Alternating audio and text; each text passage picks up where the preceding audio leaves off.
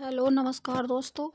आइए जानते हैं यूपी के मुख्यमंत्री के बारे में जो हाल ही में प्रयागराज मेले में पहुंचकर कैबिनेट बैठक करते हैं और अपने राज्य की तरक्की के लिए राज्य के लोगों से कुछ वादे भी उन्होंने वहां पर किए हैं और अहम फैसलों पर मोहर भी लगाई है। तो जानते हैं पूरी कहानी क्या है।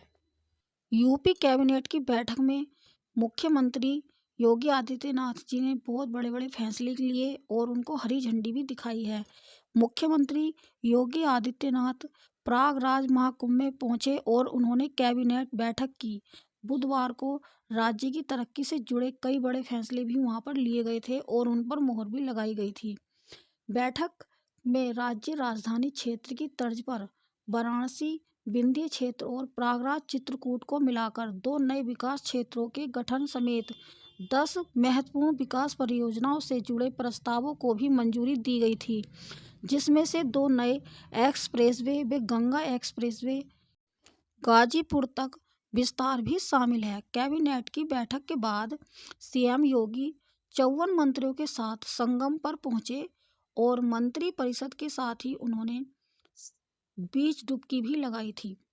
सीएम योगी ने नाव पर बैठकर संगम का दौरा भी किया था और पक्षियों को दाना भी खिलाया था। इसके बाद सभी मंत्रियों के साथ जमीन पर बैठकर योगी जी ने भोजन किया। कैबिनेट फैसले की जानकारी देते हुए सीएम ने कहा था, 2 नए विकास क्षेत्रों के गठन का लाभ बुंदेलखंड व पूर्वी यूपी के 1 दर्जन जिलों को मिलेगा। दोनों क्षेत्रों में आने वाले जिलों में विकास परियोजनाओं को गति मिलेगी।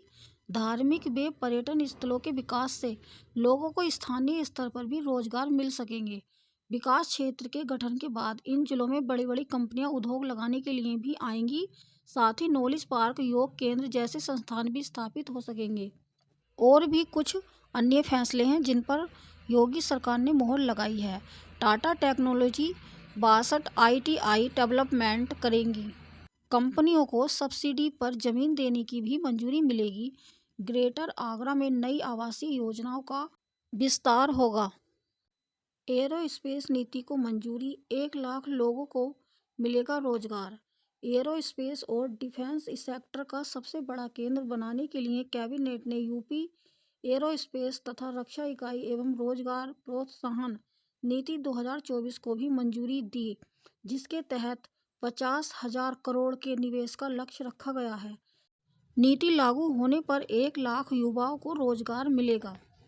सीएम योगी आदित्यनाथ ने कैबिनेट बैठक के बाद सभी मंत्रियों के साथ संगम में आस्था की डुबकी भी लगाई थी और लोक कल्याण की कामना की थी। सीएम ने कहा था, महाकुंभ भारतीय संस्कृति की दिव्यता, सार्वभौमिकता का प्रतीक है। यह धार्मिक अनुष्ठान ही नहीं है, लोक कल्याण और आत्म शुद्धि का प्रतीक आह्वान है। 2 नए एक्सप्रेसवे बनेंगे। मेरठ प्रयागराज गंगा एक्सप्रेसवे का गाजीपुर तक विस्तार होगा। युवाओं को 25 लाख स्मार्टफोन और टैबलेट देने का भी वादा किया। युवाओं को तकनीकी क्षेत्र में सशक्त बनाने के लिए स्वामी विवेकानंद युवा सशक्तिकरण योजना के तहत 25 लाख स्मार्टफोन और टैबलेट खरीदे जाएंगे। प्रदेश सरकार की ओर से युवाओं को यह निःशुल्क दिए जाते हैं। स्मार्टफोन खरीदने के लिए प्रदेश सरकार ने यूपी टेस्को लखनऊ का नोडल एजेंसी नामित किया है। इसके लिए 2,493 करोड़ रुपए खर्च होंगे। आगे 2 नए एक्सप्रेसवे की भी सौगात की बात कही गई है। 320 किमी लंबा विंध्य एक्सप्रेसवे प्रयागराज, वाराणसी, मिर्जापुर, चंदौली और सोनभद्र तक। 100 किमी लंबा विंध्य पूर्वांचल लिंक एक्सप्रेसवे चंदौली से शुरू होकर पूर्वांचल एक्सप्रेसवे के अंतिम बिंदु तक गाजीपुर तक बनेगा। अभियोजना निदेशालय की स्थापना होगी और अपराधियों को भी तेजी से सजा मिल सकेगी। अपराधियों को तेजी से सजा कराने के लिए कैबिनेट ने अभियोजना निदेशालय की स्थापना का निर्णय लिया है। भारतीय नागरिक सुरक्षा संहिता 2023 BNSS के लागू होने के दृष्टिकोण प्रभावी एवं निष्पक्ष योजना के तहत प्रदेश में एक स्वतंत्र अभियोजना निदेशालय स्थापित किया जाएगा, जिसमें एक अभियोजक निदेशक और राज्य सरकार द्वारा निर्धारित अभियोजन उपनिदेशक होंगे। मौजूदा अभियोजन निदेशालयों को BNSS की धारा 20 के अंतर्गत स्थापित अभियोजन निदेशालय में मर्ज कर दिया जाएगा।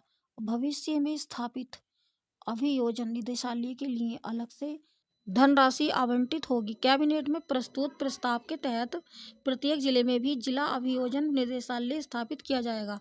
इसका प्रमुख अभियोजन निदेशक होगा, जो राज्य में गृह विभाग के प्रशासनिक नियंत्रण में कार्य करेगा। निदेशक अभियोजन का न्यूनतम कार्यकाल 3 वर्ष का होगा। ये थे कुछ महत्वपूर्ण बिंदु जो योगी सरकार ने प्रयागराज पहुंचकर महाकुंभ मेले से राज्य की सलामती के लिए और राज्य की भलाई के लिए जनता से किए हैं। इस वीडियो में इतना ही। जय हिंद, जय भारत।